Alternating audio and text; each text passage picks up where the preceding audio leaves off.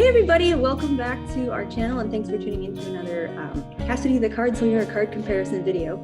You're probably wondering why you can see me today instead of just focusing on the cards, which don't worry, we will be getting there in just a moment. But I needed to do like an easier way to show the size of just how outrageous these cards are. So as the title suggests, what we're looking at today is two different Alice in Wonderland playing card decks. And one of them, and here we are, it is by the Macmillan Alice Pack of Cards, really lovely little deck. And then the other is called the Queen's Guards Giant Playing Cards. So this is the size of the box. Prepare yourself, okay? So this is the size of the box. This is the size of the cards. They are gigantic. They are a magnificent deck. But you know, look at the size of these things. So when we get to the flip through, I tried to remedy that as quickly as, or as easily as I can to be able to compare the images, because one is little tiny and one is gigantic. Well, this isn't tiny. It's like the size of a regular pack of playing cards. So before we get started, I just have to send an acknowledgement or a massive thank you out to my dearest friend and one of the most wonderful people in my life, Deanna, who I could say sponsored this video because she actually purchased both of these decks for me.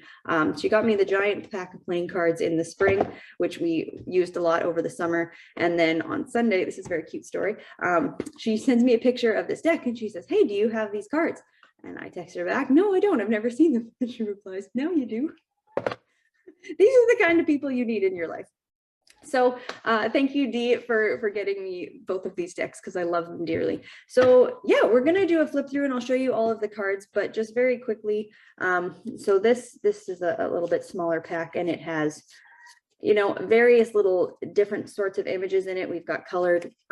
We also have a little bit of the more black and white line work. I will say, because I don't think in the flip through I actually get to talk about them. So, well, I guess the aces do have, I will say that again, the aces have little sayings on them, but one of the ones that was just very cute. Oh, I should have had this ready to go. I thought I did, but then I got to shuffling because anybody else just pick up a deck and start shuffling. So this one, it says, "I'm doubtful of the temperament of your flamingo." It's the 5 of clubs and it's in the shape of a flamingo. So that is just absolutely precious. But yes, so we're about to do a flip through of these two cards. This here massive pack and this here regular size deck. They're both really, really lovely packs. And I'm pretty sure there's quite a few other Alice in Wonderland themed playing card decks. If you want to see we actually did a couple months ago, Mandy and Sharon and I did a comparison of 3 different Alice in Wonderland tarot decks. I have Dame Darcy's Queen Alice Tarot, Sharon brought the Baba Studios deck, and Mandy has Barbara Moore's Alice in Wonderland deck. So if you want to see the tarot version of this video, hop on over to there. I can actually put that link below. But yes, without further ado, I guess we'll flip the camera and I can get showing you these cards. Oh my God, look at that timing, and there's my kisses. All right, so now that I've got the camera flipped around, this is kind of funny because usually I end up putting the boxes, or I'll show and make sure that everyone knows which side is which deck is which one in my card comparisons, but I don't think we're gonna have that problem this time. So as usual, I'm gonna just put on some nice music and flip through the cards here. I will just show quickly though as we get started. There are 2 jokers in the giant deck and only 1 joker in the smaller pack of cards here. And then I will, because the aces in the smaller deck here, they've got these lovely sayings on them, I'll just bring them forward and slow down a little bit so you can read what they have to say. But other than that, yeah, let's get started on the flip through. I have not done 2 decks so vastly different in size before, so bear with me. I hope my camera stays in focus, and let's get started.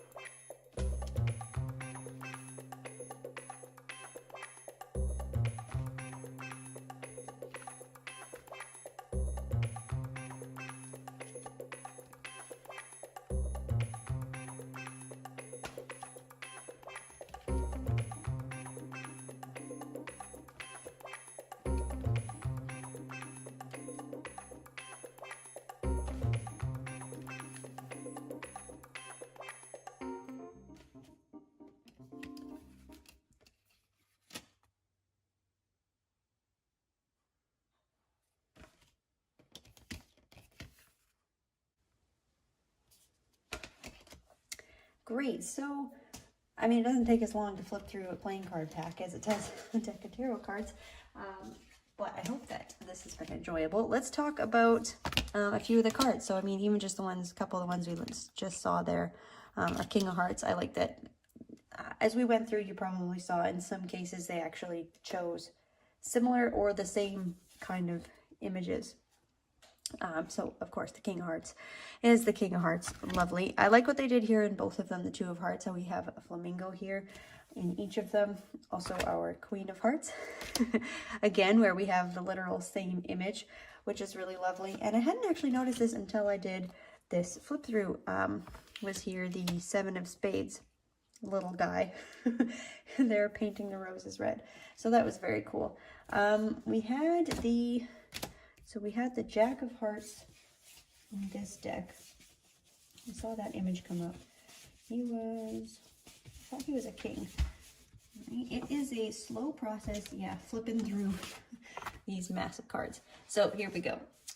So you can see, yeah, there's certainly, both of the decks do incorporate a lot of the traditional imagery.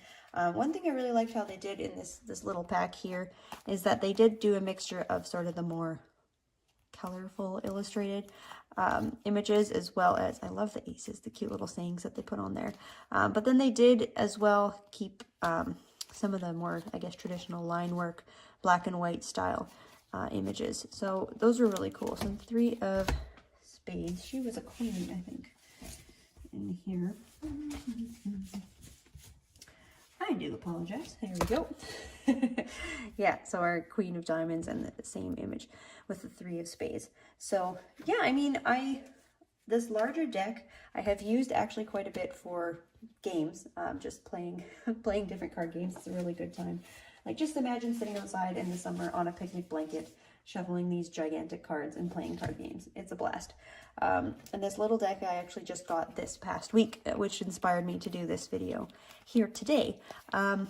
But when you, especially if you're looking at playing cards in a divinatory sense, you know, you often find tarot decks that are made by people who aren't tarot readers.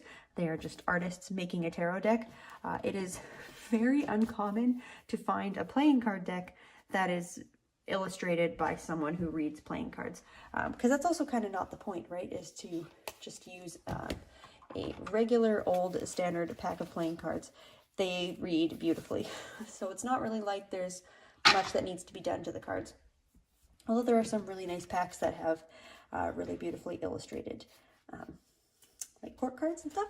But anyways, so yeah, I mean, I don't know that I have too much to say about this deck. I do think, though, it was actually quite entertaining. Let me find it. So it was talking about the Queen of Hearts here. Let me just pull her up on both sides.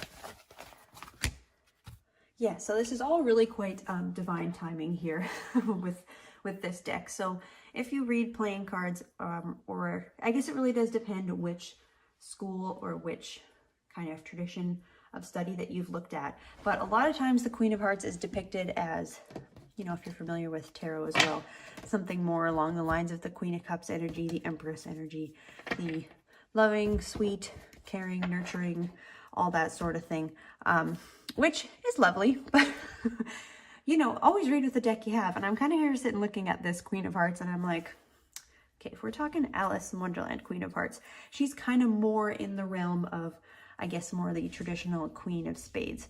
A lot of traditional teachings of the Queen of Spades, like, people love to just crap all over that queen and make her as not a great person, shall we say. And for some reason, we always see the Queen of Hearts, or often see the Queen of Hearts, be portrayed in a very loving light. So here's why I'm saying this is divine timing. So I just downloaded this book. It is called Broke Ass Fortune Telling with a Pack of Playing Cards. And it's a cartomancy book that I never had before. I actually just got it, the Kindle version. It was very inexpensive. Anyways, and I just happened to buy this book, and a friend of mine just gave me this deck this week. So it's really cool. I was reading through the book, and as I literally had this deck in my hand and I was just opening it, flipping through it for the first time, on my lunch break, I was reading what it has to say about the Queen of Hearts. So yeah, full reference to this book. Here is what it says for the Queen of Hearts. It says, Queen of Hearts, high maintenance. This person has a lot going on and they demand a lot from life. Attitude-wise, they can be really sweet and thoughtful, but as far as patient goes, not so much. They live life fast and are accustomed to getting what they want. This means that the people around them can see them as self-centered, and in truth, they can be at times. However, these people have a natural intuition for success, and as long as they tap into it, they have an amazing potential to make it far. Their want for the finer things in life can extend to their generosity as well. If they have kids, you can bet those kids are well taken care of and most likely get the best in everything they touch. They want the best for their family, and they can be super generous when they feel they can help you out with something that's important to remember. These people are masters of the cold shoulder, and your ass will freeze to death. Once this person feels you're unworthy of their time or you get on their bad side, you will know. They just won't deal with you. These people can be shady as hell and are masters at chipping away at your self-esteem if they just plain don't like you. They aren't super aggressive in their approach, but they are masters of saying things like, oh, you just lost 5 pounds, 30 more to go, like a compliment dis. So I appreciated that. Because like I said, you don't really see the Queen of Hearts ever really portrayed in a negative light. And I just happened to be reading this book that threw a couple of things in here, such as being self-centered, demanding of attention, demanding a lot from other people, being impatient, things like that. So anyway, it fits quite well. So yeah, as far as the divinatory meanings go, I mean, there are some things that I would say do correlate sort of to the traditional cartomantic meanings for each of the cards. But again, I don't personally myself really work with this card means that in this teaching. So I haven't really explored the idea of working with illustrated images as well as using the playing card suits, unless we're talking about using a Lenormand type deck, which you then have your symbol, you've got your picture, and you have your playing card inset. So in that sense, I don't know, just a little bit more. But I have actually done a couple of readings with this, and it reads really well. I really, really like it. And especially if you know the story of Alice in Wonderland, you can just tap into it even so much more, painting the roses red, all this beautiful stuff. Oh, we had the lobster in that deck as well. Anyway, I won't go through and compare each of the individual cards because we just saw them all. But yeah, anyways, this video is a little bit shorter in terms of comparisons because I don't have too much to say, but I really like both of these decks. I have used them both for playing card games, and I've used them both for readings. This massive one makes quite a splash if you are ever doing some sort of like party reading or things like that. Or, like I said, you don't even have to read with them. They're just really, really beautiful. Oh yeah, there's our lobster. I mean, they're super gorgeous, and I'm partial to the Six of Hearts being the octopus. Oh, it's just gorgeous. I really like that. That being said, though, I don't totally recognize all of the symbols necessarily in this pack. I mean, I think some of them are larger than others, of course, but anyway, this is actually really neat to read with as well. Yeah, here, like even the 3 of Spades being with the door there, you can certainly work with this deck in terms of divinatory meanings as well. And my deck, oh, I didn't have it in here, but for some reason, I happened to show up, I got 2 Ace of Spades, so I sometimes keep one of these out just as art on my table because it's really beautiful. But nevertheless, here are 2 different Alice in Wonderland playing card decks. I hope you've enjoyed this video. Shoot any comments you have below. What did you think? Do you read with playing cards? How do you feel about working with a playing card deck that is illustrated? Oh, I don't know that I showed the back. Look at the back of this deck, if I didn't before. Ooh, look how gorgeous. It's actually like a little bit, kind of a cold cast gold on the back of here. And then we have the Cheshire Cat on the back of this deck. Beautiful. Okay, I am out of here. Thanks again for watching. Like, share, subscribe, all that good stuff. We love having you around. And yes, hope you have a wonderful rest of your day. Bye for now, everybody.